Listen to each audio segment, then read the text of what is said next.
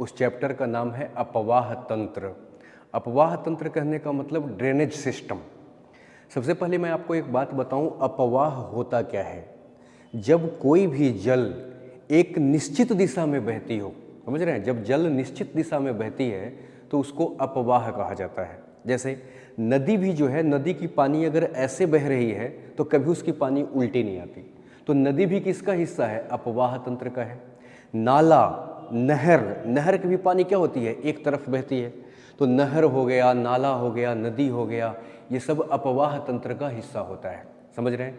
तो अपवाह तंत्र का जो सबसे पहला हमारा भारतीय भूगोल का हिस्सा है वो है सिंधु अपवाह तंत्र।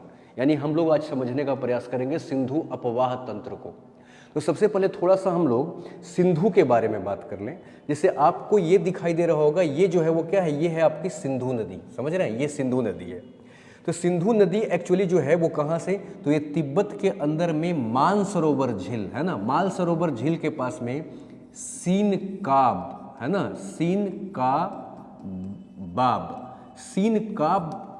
है ना, सीनकाबाब धारा से, ये सिंधु नदी जो है वो मानसरोवर लेक के पास में सीनकाब धारा से उत्पत्ति हुआ इसका माना जाता है। यानी सीनकाबाब धारा से सिंधु नदी निकलती है और निकल करके थोड़ा सा ऊपर की तरफ जा रही है, तरफ बहते हुए यहाँ पर देखिए भारत में प्रवेश करती है। इसके पहले ये कहाँ है? इसके पहले ये जो है वो तिब्बत में है, लेकिन इस पॉइंट पर ये भारत में एंट्री करेगी। इस जगह का नाम है दमचौक। समझ रहे हैं? तो दमचौक के निकट है ना सिंधु नदी भारत में प्रवेश करती है, और भारत में प्रवेश करने के बाद यहाँ पर ये क्या करती है? यहाँ पर एक बहुत बड़ा गार्ज बनाती है। इस गार्ज का नाम है बुंजी नामक स्थान पर, है ना। तो बुंजी नामक स्थान पर एक बहुत बड़ा गार्ज बनाती है जिसकी गहराई लगभग 5181 मीटर माना जाता है। ठीक है, तो दमचौक नामक स्थान पर सिंधु नदी तिब्बत से चलते हुए भारत में प्रवेश करती है, और प्रवेश करने के बाद ये क्या करती है? तो ये बुंजी नामक क्या करती है? गार्ज बनाते हुए, जिसकी गहराई 5181 मीटर है। गार्ज मतलब यहाँ पर काट पीट करके एक गड्ढा बना दी और उसकी गहराई लगभग 5 किलोमीटर के आसपास हो गई, जिसके अंदर में पानी भर गया। इस गार्ज से होते हुए फिर ये सिंधु आगे की ओर बढ़ती है, और बढ़ते हुए यहाँ पर देखिए भारत एंड हो रहा है, और यहाँ पर ये पाकिस्तान के अंदर में घुस जाएगी। इस जगह का नाम है चिल्लास।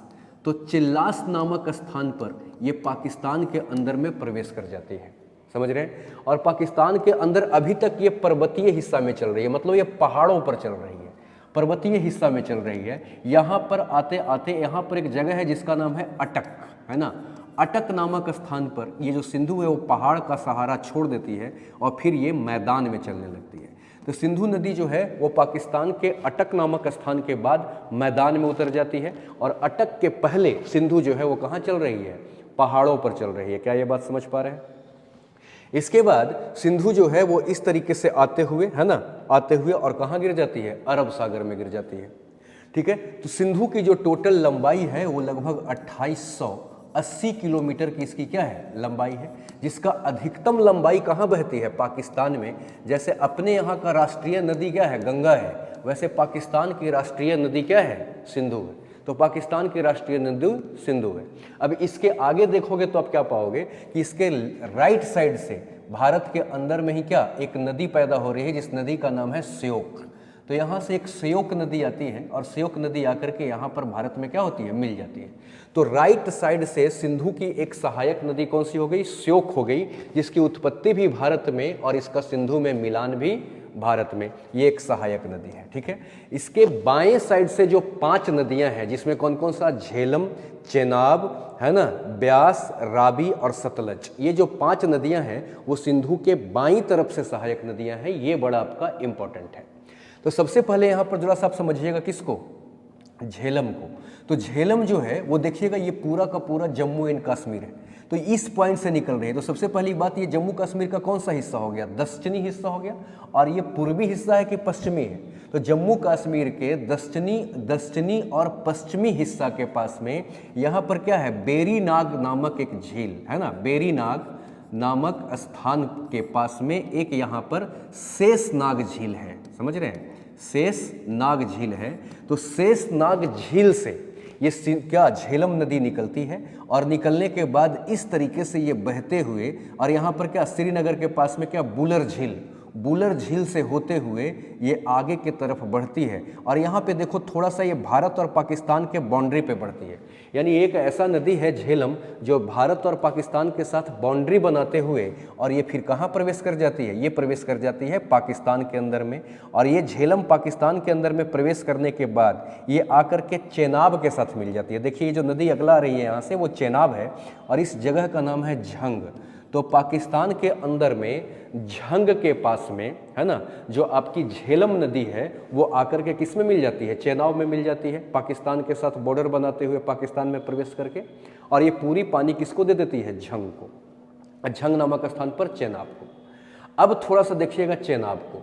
चेनाब में क्या है कि दो नदियां हैं, देखिए एक यहाँ से ऐसे निकल के आ रही है और एक यहाँ से ऐसे निकल के आ रही है। ये कुछ और नहीं, हिमालय जो आपका पर्वत है उसके कुछ श्रेणियां जो है जो हिमावरित है, हिमावरित मतलब बर्फ से ढका हुआ, यही वाली बर्फ यहाँ से क्या होती है, पिघलती है और पिघलने के बाद जो है वो इस पानी को लेकर के आगे बढ़ती है। इस नदी का नाम है चंद्र और इस नदी का नाम है भगा।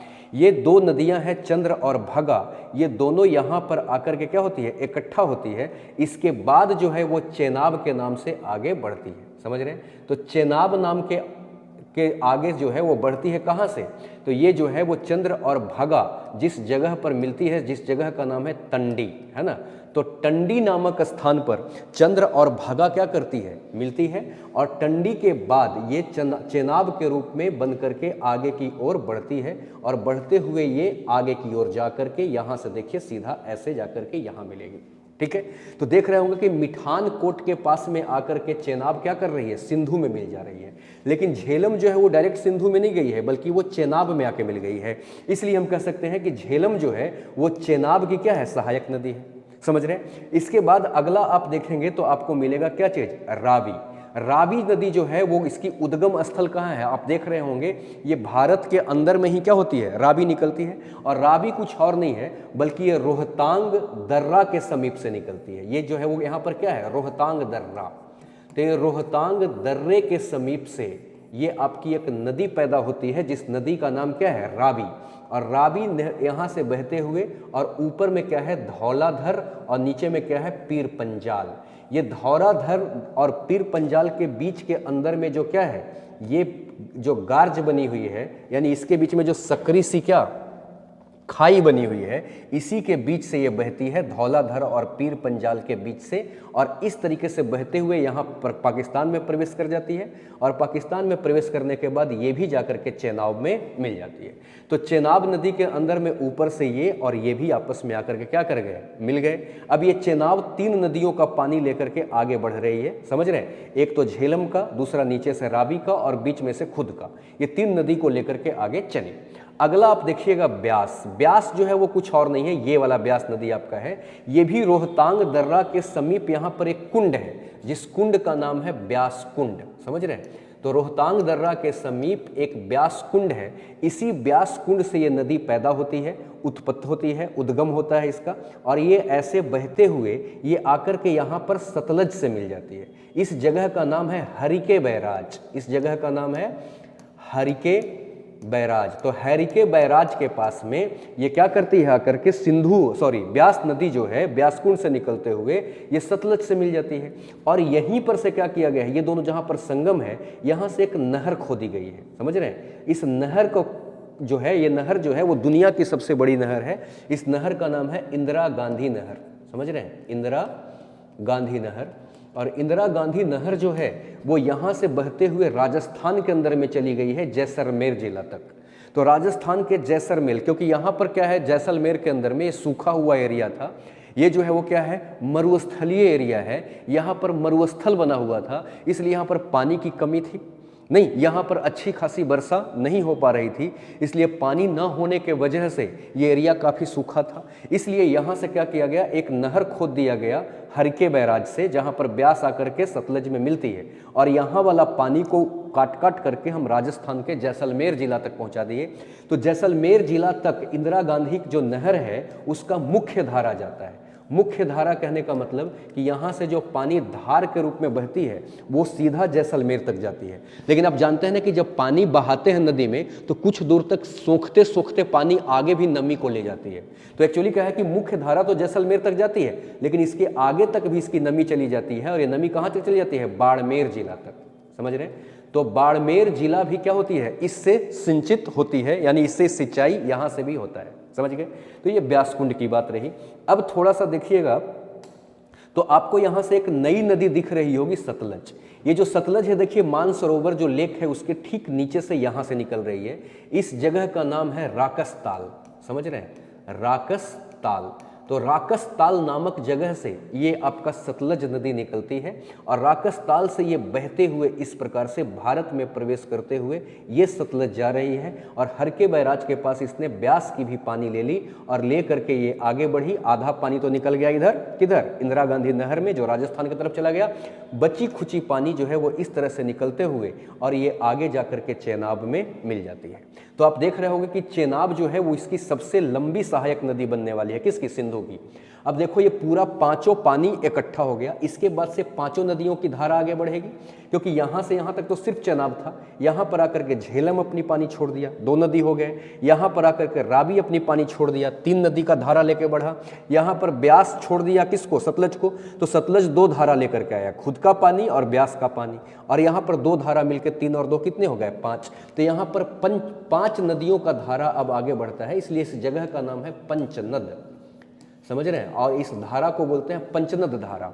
और इसी पंचनद धारा के कारण ये जो पूरा क्षेत्र है यहाँ से यहाँ तक, ये पंजाब बना था। तो पंजाब जो है वो इन्हीं पांच नदियों के कारण, पंचनद के कारण इसको पंजाब कहा गया। और ये पंचनद जो है, पांचों धारा जो है वो मिठानकोट के थोड़ा सा ऊपर, यानी थोड़ा सा कहाँ? उत्तर में आकर के पंचनद जो है वो किसको मिल जाती है? सिंधु को। और फिर सिंधु इस पंचनद के पानी और अपना पानी लेते हुए, है ना, और जाकर के कराची के थोड़ा सा कहाँ? पूरब डेल्टा बनाते हुए ये अरब सागर में गिर जाती है। समझ गए? ये इसकी थोड़ी सी एक परिचय रही।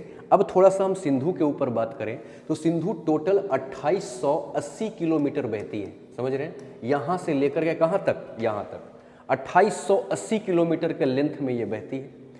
जब भारत और पाकिस्तान के अंदर में 1947 में बंटवारा हुआ तो हमने ज़मीनों को तो बांटा ही, अपने कुछ संसाधनों को तो बांटा ही, इसके साथ साथ हमने क्या किया? नदी की जो पानी थी उसकी भी बंटवारा के लिए हमारे बीच में झंझट पैदा हुआ। हम सिंधु के पानी को लेकर के पाकिस्तान के साथ विवाद पैदा हो गया। इस विवाद को सुलझाने के लिए भारत सरकार ने, पाकिस्तान सरकार ने यूएनओ से रिक्वेस्ट किया, लेकिन यूएनओ ने जो है वो वर्ल्ड बैंक का नाम सजेस्ट कर दिया। उसने बोला कि आप जाइए वर्ल्ड बैंक से जाकर के आप रिक्वेस्ट करिए, ये जो है वो मीडिएट करेगा, मतलब ये पंच बनेगा और पंच बन करके आपके समस्या का समाधान कर देगा। वर्ल्ड बैंक से जब रिक्वेस्ट किया गया तो वर्ल्ड बैंक जो है वो भारत और पाकिस्तान के बीच में सिंधु का जल को लेकर के नहीं, समस्या का समाधान करने के लिए ये मध्यस्थ बनने को तैयार हो गया। यानी इसने कहा कि हम आपको मध्यस्थता करेंगे, यानी हम मीडिएट करेंगे और बैठक कराएंगे। वर्ल्ड बैंक के समझौता से 19 सितंबर, है ना, 19 सितंबर 1960 को भारत का प्रधानमंत्री पंडित जवाहरलाल नेहरू जी और पाकिस्तान के उस समय के राष्ट्रपति कौन? आयूब खान। पाकिस्तान के राष्ट्रपति आयूब खान के बीच में रावलपिंडी नामक जगह पर, है ना, रावलपिंडी के अंदर में, है ना, आयूब खान और पंडित नेहरू के बीच 19 सितंबर 1960 को सिंधु जल समझौता हुआ, जिस पर सिग्नेचर किया गया। और समझौता जो हुआ उसमें क्या हुआ सो देखिएगा। ऊपर की जो 3 नदियां हैं, कौन कौन सा? सिंधु, झेलम और चेनाब, ये अबाधित रूप से बहेगा। अबाधित रूप से बहेगा मतलब इसके ऊपर हम इसके पानी को रोकेंगे नहीं, पानी को हम इसके यहाँ क्या करेंगे? जाने देंगे। और बाकी जो नीचे की 3 नदियाँ आपको दिखाई दे रही होगी, रावी, ब्यास और सतलज, इस पर भारत का पूर्ण अधिकार होगा। यानी भारत इस पर कुछ भी करे, जो चाहे वो करे, इस पर वो रोक ठोक नहीं कर सकती पाकिस्तान, जबकि इसकी हिस्सा भी पाकिस्तान में जा रही है। लेकिन ये 3 नदियाँ अबाधित बहेगी और ये 3 नदियों पर भारत का क्या होगा? पूर्ण अधिकार होगा। ऐसा समझौता करके और हमने 19 सितंबर 1960 को क्या कर लिया? समझौता कर लिया। लेकिन पाकिस्तान अपनी हरकतों से बाज कहाँ आती है आप जानते हैं। तो पुलवामा अटैक के अंदर में हमारे देश के 42 सीआरपीएफ जवान की क्या हुई, शहादत हुई। और जब शहादत हुई तो उस समय जल संसाधन मंत्रालय नितिन गडकरी के अंदर था। नितिन गडकरी साहब ने साफ शब्दों में कहा कि अगर यही रवैया पाकिस्तान की रही और पाकिस्तान अगर दो देशों का सम्मान नहीं करेगा तो रावलपिंडी में जो समझौता हुआ था उस समझौता को हम नहीं मानेंगे और इसके बाद हम इस पर भी क्या करेंगे, बांध लगा करके पूरे पानी को रोक देंगे और पाकिस्तान को हम तरसा देंगे। और आप जानते हैं कि सिंधु पर की जब पानी रोक दी जाएगी तो बहुत सा एरिया जो ये वाला पाकिस्तान का है वो मरुस्थल बन जाएगा, पानी के बिना सूख जाएगा, डिजर्ट हो जाएगा, इसकी ज़मीनें बर्बाद हो जाएगी। समझ रहे हैं, ये समझौता हम लोगों ने किया और इस समझौता के तहत तय हुआ कि सिंधु का 80.5% पानी जो है वो पाकिस्तान को हम लोगों ने दे दिया। कहा कि सिंधु की पानी का 80.5% पानी का उपयोग पाकिस्तान करेगा और 19.5% जो है इसका प्रयोग कौन करेगा, भारत करेगा। यानी इस समझौता को दुनिया का सबसे उदार समझौता माना जाता है। आप खुद देख रहे हो कि 80% हमने इसे दे दिया, अपने पास 19% रखा। ये दुनिया का सबसे उदार समझौता है। इसके बाद भी पाकिस्तान को संतुष्टि इस बात का नहीं है, इसलिए पाकिस्तान बार बार जो है वो सिंधु जल को लेकर के विवाद उठाते रहती है। इसलिए सिंधु जल का जब जब विवाद होगा तो इसको समाधान करने के लिए सिंधु जल आयुक्त का निर्माण किया गया है। सिंधु जल आयुक्त भारत के पास भी है और सिंधु जल आयुक्त पाकिस्तान के पास भी है। तो जब जब ये पानी को लेकर के समस्याएं पैदा होती है तो सिंधु जल आयुक्त पाकिस्तान और सिंधु जल आयुक्त क्या हिंदुस्तान, ये दोनों बैठ करके क्या करते हैं, मीटिंग करते हैं और इस समस्या के समाधान का रास्ता निकालने का प्रयास करते हैं। लगभग कई बार बैठक हो चुका, इसके बाद भी अब देखो जरा सा क्या है कि यहाँ पर जो आपकी ये जो झेलम नदी है ना, इस झेलम नदी का एक सहायक नदी है, कौन सा नदी, किशन गंगा।